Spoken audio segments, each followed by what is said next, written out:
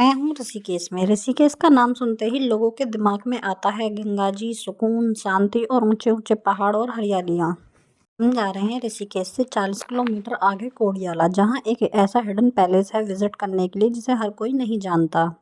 और मैं एक ऐसे सच से अवगत करवाऊंगी जो हर यूट्यूबर हर किसी को हर वीडियो में नहीं बताता, सिर्फ कंटेंट समझते हैं और डाल देते हैं व्यूज़ के लिए। हमने अपनी गाड़ी को एक ढाबे के पास पार्क किया और वहाँ पर बैठकर खाई हमने मैगी, जो पहाड़ों की फेमस भी है। और ट्रैकिंग करने से पहले हमें कुछ खाना भी ज़रूरी है। खुशी खुशी हमने ट्रैकिंग स्टार्ट की, लेकिन बहुत अच्छा एक्सपीरियंस रहा। लेकिन यार ये मेरा फर्स्ट एक्सपीरियंस है, सीरियसली मज़ा तो आ रहा है। नज़ारा तो वाकई में बहुत अच्छा था, लेकिन हमें नहीं पता था कि ये सिर्फ शुरुआत है, आगे आगे हमारे साथ होता है क्या। चलो देखते हैं।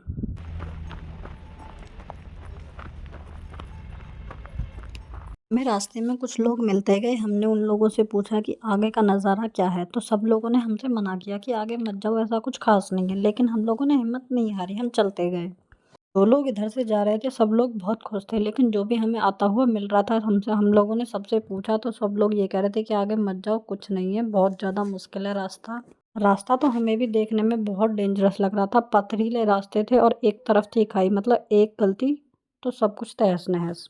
लेकिन कोई नहीं, आधे रास्ते हम आ चुके थे और यहाँ से वापस जाना हमें गवारा नहीं था। फिर भी हम आगे चलते रहे। चलो देखते हैं आगे क्या होगा। आगे जाकर हमने थोड़ा रेस्ट लिया। सीरियसली अगर हम दोनों अकेले होते तो इस सफ़र को और भी ज़्यादा एंजॉय करते, लेकिन हमारे साथ था सम्राट। आगे हमें दूर से एक पुल दिखाई दिया जो वाकई में लग तो बहुत सुंदर रहा था। मैंने भी बहुत एक्साइटमेंट के साथ अपनी हल्की सी दौड़ लगाई। मैंने भी जानना चाहा कि आगे क्या है, लेकिन जो हमें आगे देखने के लिए मिला वो मेरी सोच से बहुत ही ज़्यादा परे था। चलो देखते हैं, आपको भी दिखाते हैं कि क्या था। ये था एक बहुत प्यारा ब्रिज, जो मुझे तो सच में बहुत अच्छा लगा। तो मुझे लगा कि मेरी यहाँ आकर मेहनत सफल हुई, क्योंकि मुझे इसे देखकर ही इतना अच्छा लग रहा था। चारों तरफ हरियाली, गंगा जी, वाओ क्या व्यू था, आप भी देखिए। इस ब्रिज पर आने के बाद हर इंसान के दिमाग में ये सवाल आता है या नहीं मुझे नहीं पता, लेकिन मेरे दिमाग में ये सवाल ज़रूर आया। दूर दूर तक कोई रास्ता नहीं था, सिर्फ यही पथरीली छोटी छोटी सी गलियां सी थी जिसमें कर हम निकल के आए। तो इसे पुल को बनाने के लिए रॉ मटेरियल आया कहाँ से, कोई नहीं, जैसे भी आया हो, लेकिन पुल वाकई में बहुत अच्छा था। लेकिन आगे का रास्ता जो था वो और भी ज़्यादा डेंजरस था। पुल से परे जाने के बाद हमने अपनी ट्रैकिंग फिर से स्टार्ट की, लेकिन ये रास्ता और भी ज़्यादा डेंजरस होता जा रहा था। इतना घना जंगल और एक तरफ खाई और एक तरफ पहाड़।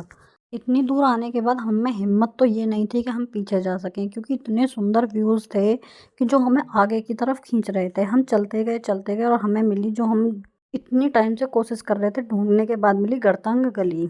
थी गर्तंग गली, जो कि एक तरफ पहाड़ थे और एक तरफ ये बाउंड्री बनाई हुई थी लकड़ियों से। पता नहीं किसने बनाई थी, कैसे बनाई थी, मुझे नहीं पता। और ये था झरना। हम जिस पर खड़े थे इस पुल के नीचे कर होकर जा रहा था। इस पर जाना बहुत इम्पॉसिबल था क्योंकि हमारे साथ था सम्राट। तो हम नीचे तो गए नहीं, लेकिन वाकई में नज़ारा बहुत अच्छा था। लेकिन सच्चाई ये रही कि ये रास्ता हर किसी के लिए पॉसिबल बिल्कुल भी नहीं है। यहाँ कोई आना चाहे तो मन ठोक कर और बिना बच्चे के साथ आए तो ज़्यादा पॉसिबल है। एकदम खड़ी चढ़ाई है, पथरीले रास्ते हैं और एक तरफ खाई है जो कि बहुत छोटे छोटे रास्तों से होकर गुजर रही है। कोई भी इंसान कोई भी सोशल मीडिया पर ये क्यों नहीं बताता कि एक अच्छी चीज़ के पीछे बहुत कठिन रास्ता या फिर बहुत कठिन चीज़ें छुपी हुई होंगी। जितने भी वापस लौटते हुए लोगों से मैं मिली वो सब परेशान थे। रास्ता पकड़ना बहुत मुश्किल हो रहा था उन लोगों से। जितनी सुबह हो सके इतनी जल्दी अपनी ट्रैकिंग ख़त्म करके वापस लौटने की सोचें, क्योंकि जैसे जैसे दिन बढ़ता है वैसे वैसे जाम बहुत बढ़ जाता है, बहुत टाइम लग जाता है। हमें लगभग लगभग 2-3 घंटे लग चुके थे जो हम जाम में खड़े रहे। हमें रास्ता मिलने के लिए कोई चांसेस थे ही नहीं। मेरा एक्सपीरियंस कोडियाला के अच्छा रहा और डेंजरस भी।